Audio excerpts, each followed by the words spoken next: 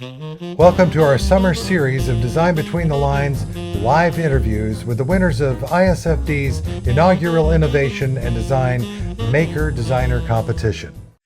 Well, welcome Dean Babin from Cobleskill, New York, for his Emmett lamp. Thank you for being with us today on Design Between the Lines Live.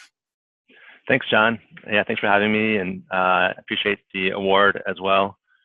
Receiving the nice plaque in the mail. It reminded me of like when I was a kid receiving a trophy. It never gets old, I guess. How did you find your way to this point in your career? I originally was a media design major in college, and so then I tried to straddle the practical line of creative jobs. So I used to be a creative director in the music industry, and that I didn't feel fulfilled in that. So then I actually worked at Nickelodeon in Times Square for about 5-6 years, and as a kind of a technical manager on their apps and websites, and that still wasn't fulfilling enough. So I had always done furniture work on the side. My mother had always restored furniture, and I always helped her with that.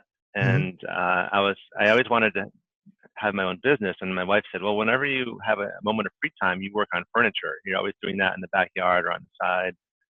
And so I decided to really kind of fill in the gaps of the areas I wasn't strong in. So I did the 9-month program at the Center for Furniture Craftsmanship in Maine, which is a really great school I recommend.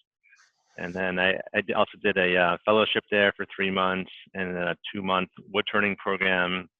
And then from there, after that, I worked for different furniture makers, one in Maine, Evan Blaney, who's very talented, and then a couple here in upstate New York. And then now, about 6 months ago, actually about a year and a half ago, I built out my own shop and am doing it full time on my own. So you found a way to engage your creative side and physically creative side. And first of all, congratulations, because what a cool lamp. It's just a cool idea. Tell me how because I think this is an interesting story, how you went about doing your ideating for Emmett. Yeah, I knew I wanted to make a lamp, and so I had a stack of Post-it notes, and I had heard too, and someone had told me this guy Jeremy Zietz, who's a furniture maker, had suggested that this exercise, because it's like if you just do one note and you kind of limit yourself, and odds are if you keep making iterations of it and drawing it over and over again, you come up with better ideas. Mm-hmm. So I did that. Of course, the first few I sketched, I was like, oh, these are possibilities. Then I just made myself every 30 seconds draw a new one. And then after a while, I said, oh, I'm glad I'm doing this, because like numbers 20 and 25 are more in line with what I want to make. Yeah. So then, I like that and decided to move forward with it. Cool. Well, what brought the finishes about for you? I noticed I saw 2 different finishes in the photography you sent. Tell me about your selection of finishes. Where'd that come from?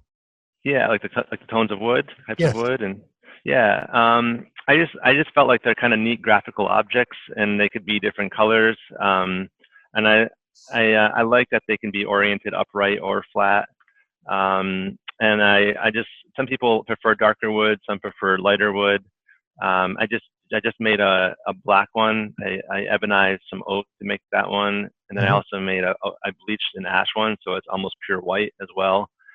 And I like that part of it, offering different colors, and then also different cord colors too. Some people like bright orange fun cords, some just like simpler gray cords, So I have fun making it, and that's the part I probably enjoy the most, is the design side. So do you see yourself making a lot of Emmets? I mean, a lot of Emmets? If this thing went crazy and went viral on the internet, you could have a house full of Emmets you're shipping every day. Yeah, I'd like to. It'd be fun. I'd have to figure out a more mass production way of making them, I think, because currently, I make each one by hand. I make them in small batches, and they do take a fair amount of time. The coopering of the curve and just the wiring of it, and I collaborated with a licensed electrician on the wiring side of it. I'd like to move forward and make it a bigger production. First of all, I'll ask you 2 questions related to your business. One is, if someone was interested in engaging you to make a product, make something for them. Would you be interested in that? And if so, how do they get in touch with you? Yeah, I'd love to. I have peers of mine who have done similar type of things for like West Elm and other furniture companies. My website is deanbabin.com. I'm also on Instagram at dean.babin.furniture. Is there a possibility if someone were willing to communicate with you on a purely they'll make it, you design it basis? Would you be interested in that? Yeah, definitely. That's definitely an area I'd like to be more involved in, because I enjoy the design process. We look forward to everything that you're going to be coming up with. The products are ingenious, and I wish you well in your future endeavors. And this career looks like it's the right one for you. Thanks, John. I really appreciate it.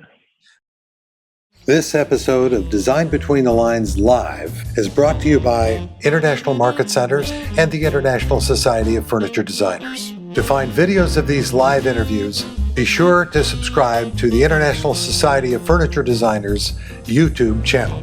To learn more about ISFD, visit isfd.org.